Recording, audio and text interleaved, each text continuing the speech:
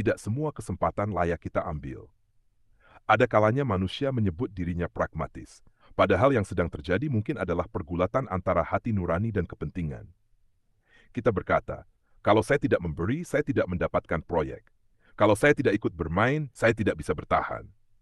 Lalu kita menyebutnya realistis, sementara orang yang memilih tidak menyuap justru dianggap terlalu idealis.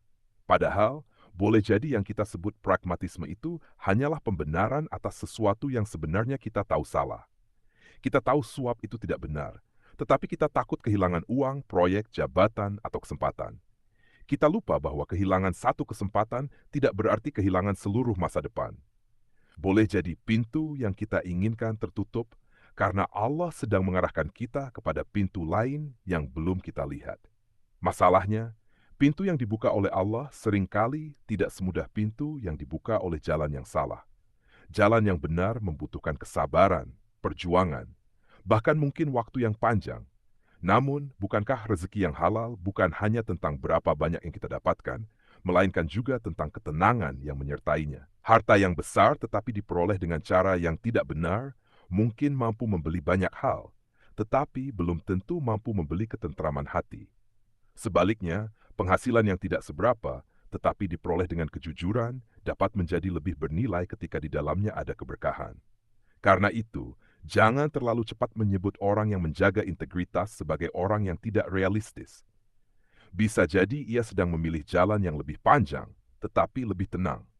Dalam kehidupan, kita memang tidak selalu dapat memilih hasil, tetapi kita masih diberi kesempatan untuk memilih cara mencapainya.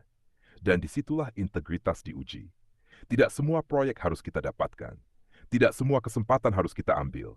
Tidak semua pintu yang terbuka harus kita masuki. Sebab ada pintu yang terlihat menjanjikan di mata manusia, tetapi membawa kita semakin jauh dari Allah. Maka ketika suatu hari kita dihadapkan pada pilihan antara keuntungan dan kebenaran, jangan hanya bertanya, apa yang akan saya dapatkan?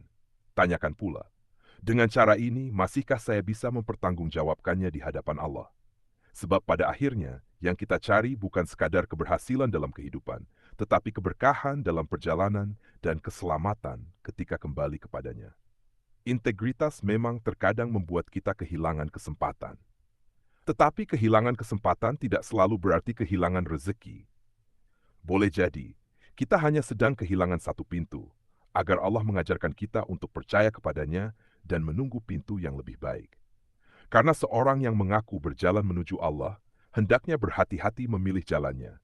Jangan sampai kita menginginkan tujuan yang suci, tetapi memilih jalan yang kita tahu tidak diridainya. Semoga kita diberi kekuatan untuk tetap jujur ketika kejujuran terasa mahal, tetap bersih ketika kesempatan datang melalui jalan yang kotor, dan tetap percaya bahwa rezeki Allah tidak pernah salah alamat.